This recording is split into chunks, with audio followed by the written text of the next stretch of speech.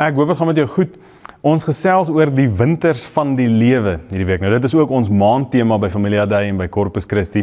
En ons gesels 'n bietjie oor hoe kan ek en jy die winters van die lewe nie net deursien nie, hoe kan ons sterker aan die ander kant uitkom en hoe kan ons, ek wil sy handvatsel sê, hoe kan ons die winters van die lewe deurstaan? Hoe kan ons suksesvol aan die kant uitkom terugkyk? Nou, gister het ons gesê dat Christus wil hê dat ek en jy moet rus in hom vind. Saam met dit wil hy hê dat ek en jy moet moed skep in hom.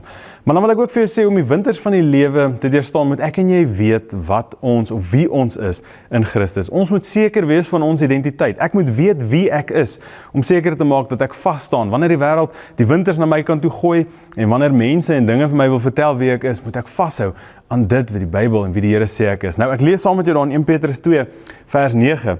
Hy sê, dit geld egter nie vir julle nie, want God het julle as sy volk gekies. Dan sê hy sê, julle is 'n koninkryk wat uit priesters bestaan, 'n nasie wat heeltemal in God se diens staan, 'n volk wat heeltemal God se is. Dit het God bewerk sodat julle vir almal kan wys hoe goed hy is.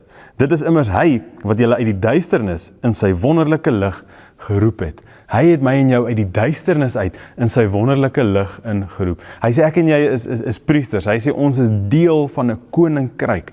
Hy sê ek en jy is koningskinders. Hy sê ek en jy is meer as oorwinnaars in hom. En dit is hoekom dit belangrik is vandag dat ek en jy verstaan wie ons is in Christus. En dit is hoe ons die winters van die lewe gaan deurstaan, dat wanneer die wêreld goed na my kant toe gooi, dat ek sal vas bly staan en sê, ek weet wie ek is, ek weet wie my bron is, ek weet waar ek vandaan kom, ek weet waar ek heen gaan, ek weet wie ek is. So die storms van die lewe, hoe dit my ook al mag tref en slaan, en hoe dit my wêreld in mekaar mag probeer maak, ek weet wie ek is. Dis my gebed vir jou vandag, dat jy sal weet wie jy is in Christus, sy beloftes oor jou sal ken, sal weet wie hy sê jy is, en op die einde van die dag sal besef dat hy sê, hy ken jou, hy het jou by jou naam geroep, hy sê jy is duur gekoop, en hy sê hy wil by jou kom eet, dan in Openbaring 3, sê hy wil by jou kom eet, soos goeie vriende behoort te doen, hy sê hy klop aan die deur, hy sê ek wil tyd saam met jou spandeer, ek wil moeite maak om jou te ken. Weet ek en jy wie ons is? Ek glo dit is een van die geheime om die winters van die lewe te deurstaan. Ek sien uit om my môre weer te sien. Tot dan, totsiens.